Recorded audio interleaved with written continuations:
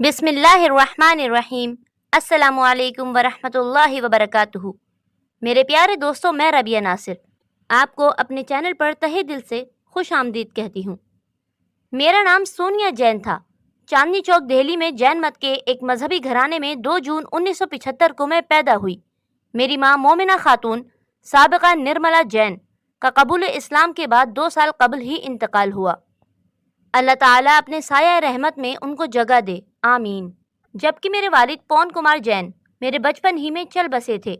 मेरी बहन अनुराधा जैन जो फ़िलहाल गुजरात में अपने बाल बच्चों के साथ मुकीम है, उन पर भी इस्लाम की सच्चाई वाज़ेह हो चुकी है। इसका वो बार बार इजहार कर चुकी हैं, लेकिन अपने शौहर की वजह से पसो पेश में है। अल्लाह ताला उन्हें जल्द ही हिदायत की तौफीक दे, आमीन। हम सब उनके लिए दुआ कर रहे हैं। मेरा एक भाई भी है जिसका नाम प्ले पारोल कुमार गुप्ता था, अब मुशर्रफ ब इस्लाम होने के बाद मोहम्मद इमरान है। मैंने चांदनी चौक के जैन स्कूल में 12वीं पास की। उसके बाद तालीम तर्क कर दी।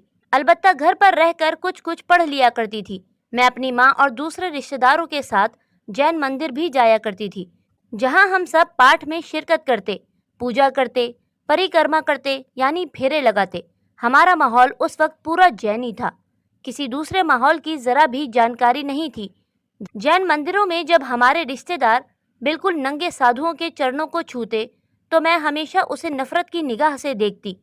मेरी निगाहें शर्म के मारे ज़मीन में गड़ जाया करती थीं। मेरी समझ में नहीं आया करता था कि आखिर ऐसा क्यों होता है, लेकिन चूंकि हमारे रिश्तेदार ऐसा करते थे और हम देखते आ रहे थे, इसलिए मैं चुप साध लेती। इसी तरह ज़िंदगी के दिन गुजरते रहे, हत्ता कि मैं 19 साल की हो गई।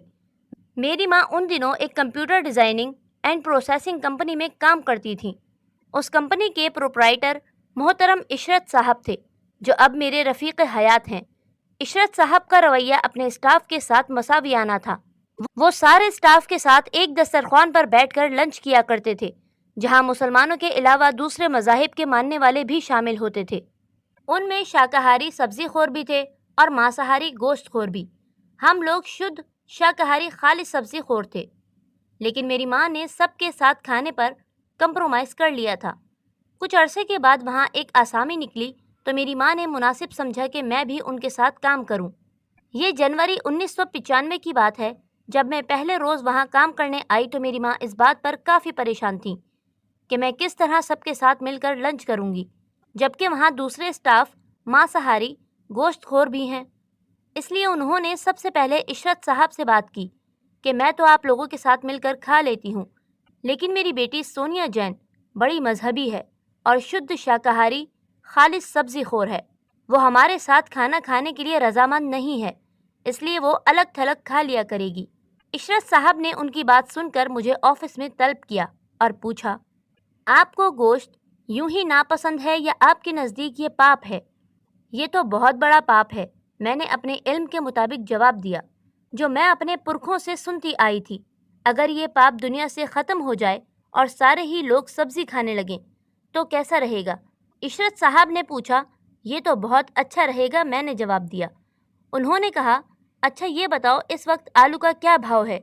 मैंने कहा, यही कोई 4-5 रुपए किलो।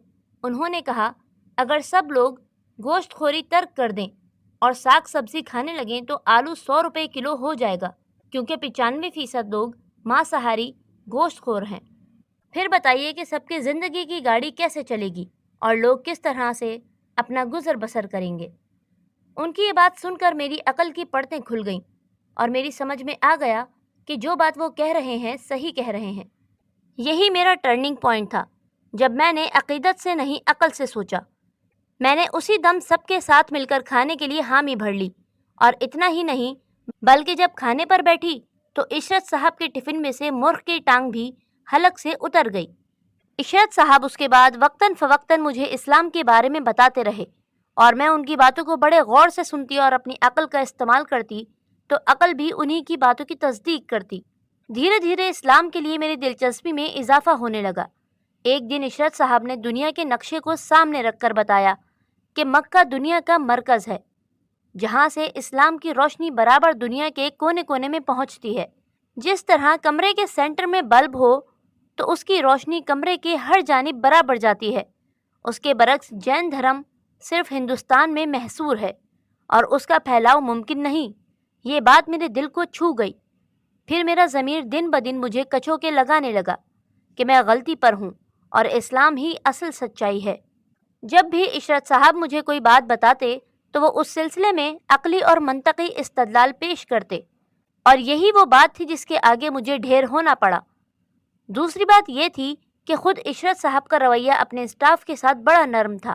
وہ سب کے ساتھ مساویانہ سلوک روا رکھتے اور ہر ایک کے ساتھ بڑی شفقت و محبت کا معاملہ کرتے۔ ان کا اخلاق بڑا کریمانہ تھا۔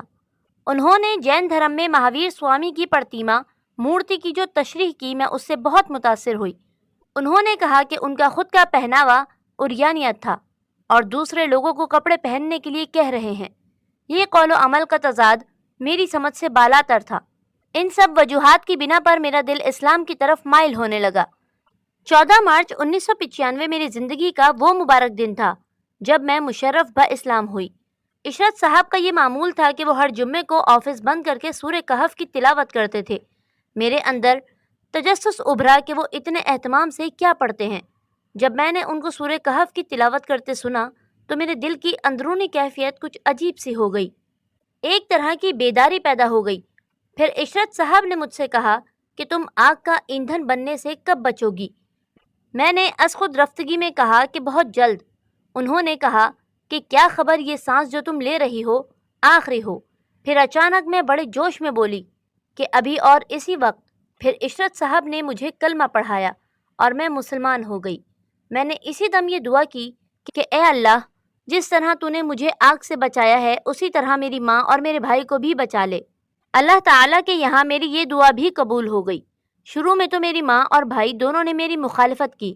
میرا بھائی تو عشرت صاحب کا جانی دشمن ہو گیا، لیکن جب میں نے ان کو خود اسلام کے بارے میں کچھ معلومات دیں اور بتایا کہ میں نے بہت سوچ سمجھ کر یہ قدم اٹھایا ہے، پھر ان کے سامنے نماز وغیرہ پڑھنے لگی تو وہ بہت متاثر ہوئے اور دونوں نے ہی اللہ کے فضل سے اسلام قبول کر لیا۔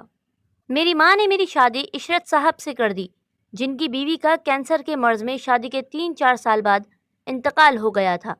ان کے 3 بچے تھے۔ ان بچوں سے مجھے جو پیار ملا اور کہیں نہیں ملا۔ میرا ان سے بہت گہرا رشتہ ہے۔ میں اس پر اللہ کا جتنا شکر ادا کرتی ہوں کم ہے۔ میری ابھی ایک بچی ہے جس کا نام ناز ہے، اور میں اسے اسلام کی اشاعت کے لیے تیار کر رہی ہوں، کیونکہ جب میں نے اسلام قبول کر لیا تو اب ایک بہت بڑی ذمہ داری کو قبول کیا ہے اور اپنے اوپر اسلام کی تبلیغ کو فرض کر لیا ہے۔